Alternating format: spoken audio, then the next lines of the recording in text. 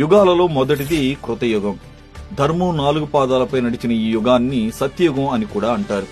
ఈ యుగంలో శ్రీమన్నారాయణుడు లక్ష్మీ సమేతుడై భూమండలాన్ని పరిపాలించాడు.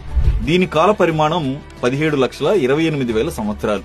ఈ యుగంలో ప్రజలు ఎలాంటి బాధలు లేకుండా సుఖ సంతోషాలతో మంచి మానవత్వంతో నిస్వార్థంగా జీవించారు. ఎలాంటి అనారోగ్య సమస్యలు కూడా ఉండేవి కావు.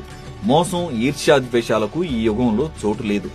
వర్ణాశ్రమ ధర్మాలలో భాగంగా దైవ కార్యాలు, యజ్ఞయాగాలు, ధ్యాన, యోగ ప్రక్రియలను నిర్వహించి మోక్ష సిద్ధిని పొందేవారు.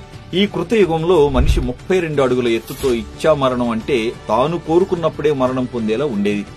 ఈ యుగానికి రాజుగా సూర్యుడు, మంత్రిగా బృహస్పతి ఉండేవారు. సూర్యుడి ప్రభావంతో క్షత్రియులు, గురు ప్రభావంతో సద్బ్రాహ్మణులు జన్మించి ధర్మపాలన జరిగింది. సత్యయుగం నుండి కలియుగం వరకు ధర్మం, జ్ఞానం, మేధో సామర్థ్యం, భావోద్వేగం, శారీరక బలం క్రమంగా క్షీణించడం జరిగింది.